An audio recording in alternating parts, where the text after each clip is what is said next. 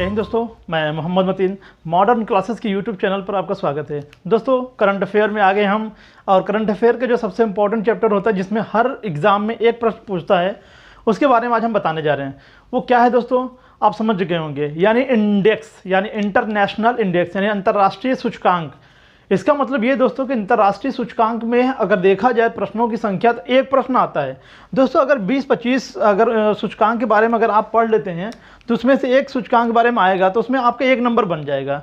तो दोस्तों इसमें देरी क्यों कर रहे हैं, आप मेरे साथ बने रहिएगा।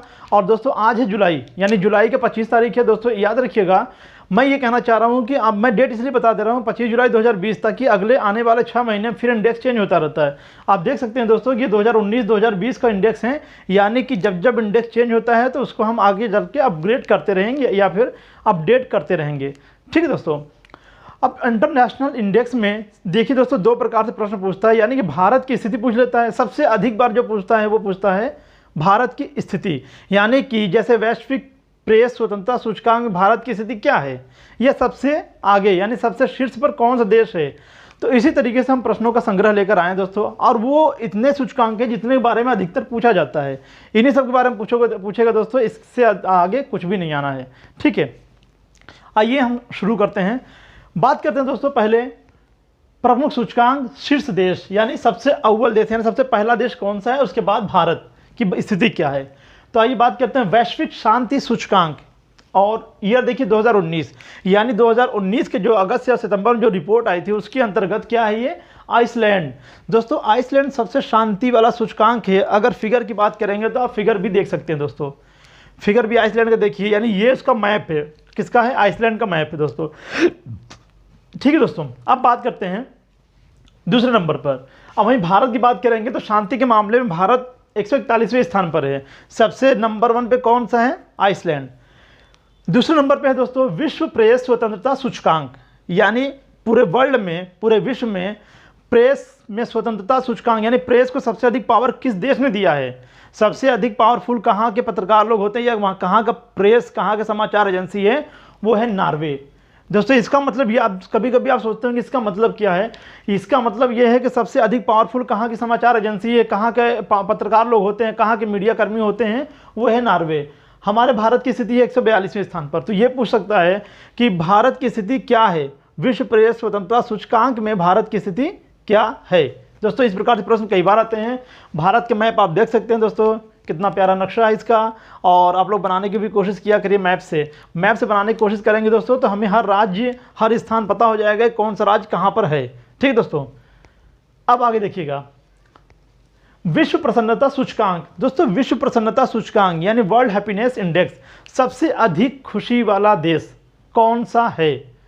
तो इसका जो रिपोर्ट आया 2020 में आया दोस्तों, यानी 2020 के अप्रैल मई में आ चुका था। और यह रिपोर्ट ये है फिनलैंड, जिसकी राजधानी है हेलसिंकी। फिनलैंड का अगर मैप देखना चाह रहे हैं, देखिए कहाँ, ये क्या है, छोटे छोटे द्वीपों का समूह है, जिसे 1000 झीलों का देश भी कहा जाता है।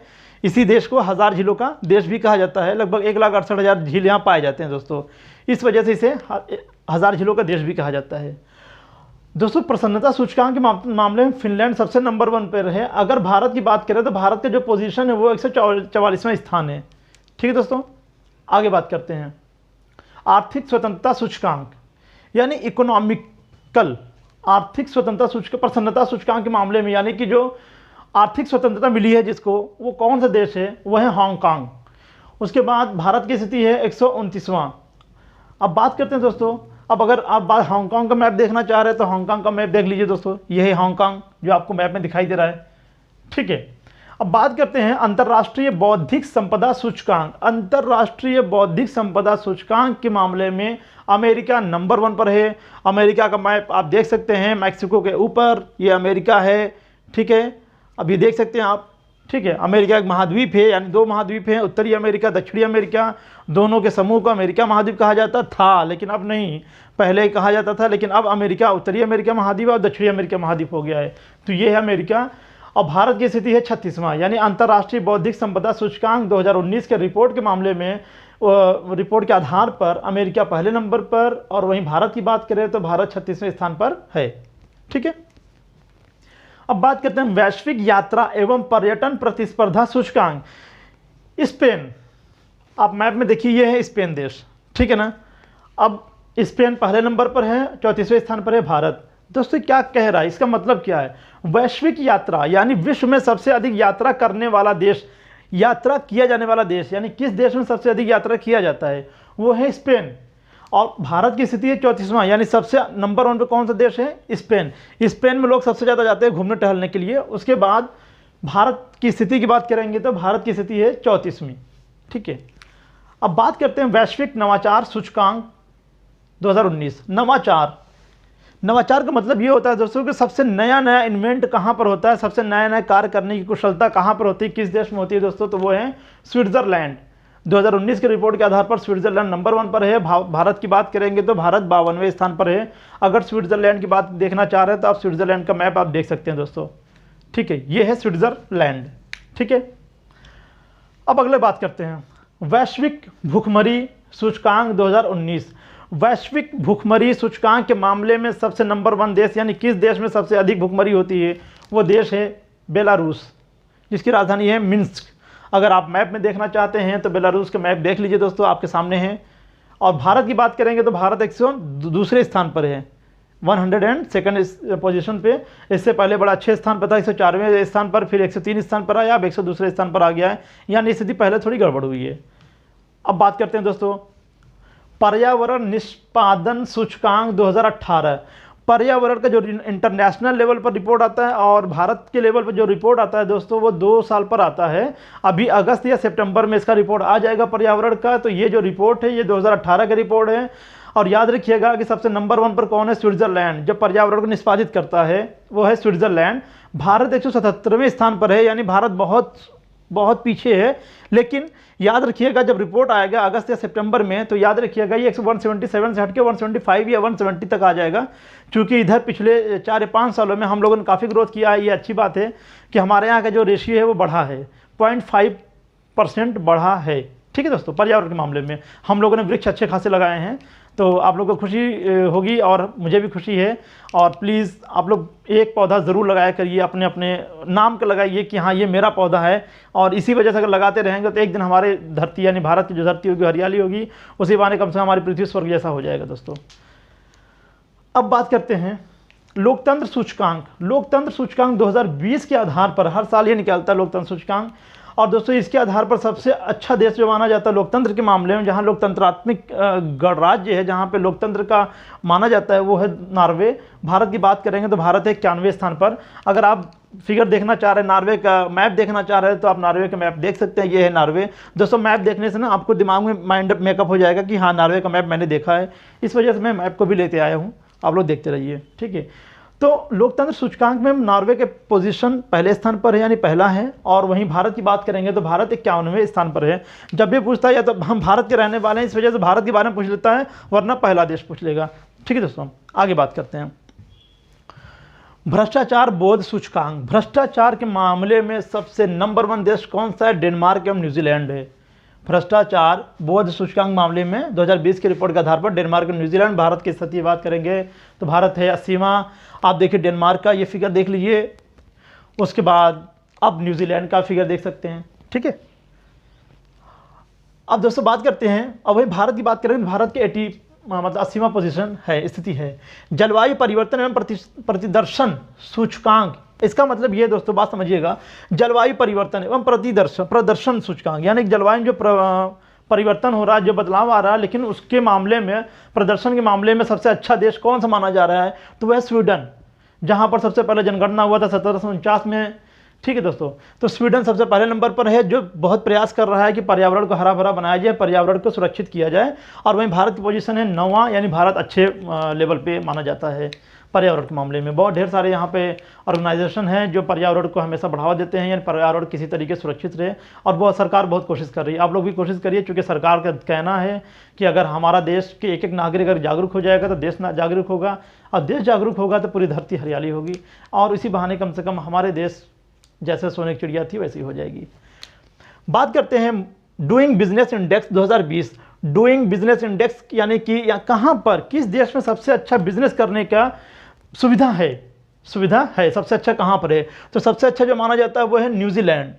न्यूजीलैंड में सबसे अच्छा बिजनेस किया जा सकता है, आप ये ऐसे समझिएगा, यानी वहाँ पर ज़्यादा तामझाम नहीं है, आप सीधा डायरेक्ट चाहे तो बिजनेस कर सकते हैं। इसका मतलब होता है डूइंग बिजनेस, यानी इस डूइंग बिजनेस जो आपने नाम सुना होगा उसी को बोला जा रहा है डूइंग बिजनेस इंडेक्स। 2020 में न्यूजीलैंड फर्स्ट पोजीशन पे है, और न्यूजीलैंड का फिगर आप देख सकते हैं, ये है न्यूजीलैंड, और 63वें स्थान पर है भारत, इंडिया 63वें स्थान पर है। अब बात करते हैं मानव विकास सूचकांक, ह्यूमन डेवलपमेंट इंडेक्स, यानी मानव का सबसे अच्छा विकसित, सबसे अच्छा विकास किस देश में होता है, तो उस देश का नाम है नॉर्वे। ये 2019 का रिपोर्ट है, 2020 का रिपोर्ट आना बाकी है, अगस्त सितंबर में इसका भी रिपोर्ट आ जाएगा। और नॉर्वे देख सकते हैं आप, नॉर्वे सबसे अव्वल पोजीशन पे है, सबसे अच्छे पोजीशन पे, सबसे नंबर 1 पोजीशन पे है। तो बात समझिएगा, नॉर्वे मानव विकास सूचकांक के मामले में हर हाल में सबसे आगे है, था, रहेगा। क्यों? चूँकि वहाँ पर मनुष्य का सूचकांक यानी ह्यूमन डेवलपमेंट इंडेक्स, यानी वहाँ का ग्रोथ रेट बहुत अच्छा है।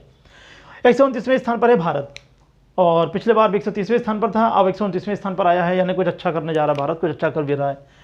महिला शांति एवं सुरक्षा सूचकांक के मामले में नॉर्वे नंबर 1 पर है। महिलाओं के ह्यूमन डेवलपमेंट इंडेक्स जो देखा जाता है, और महिला पुरुष दोनों को मिला के देखा जाता है, तो इस आधार पर वहाँ पर देखा जाए तो महिलाओं का ग्रोथ ज़्यादा है।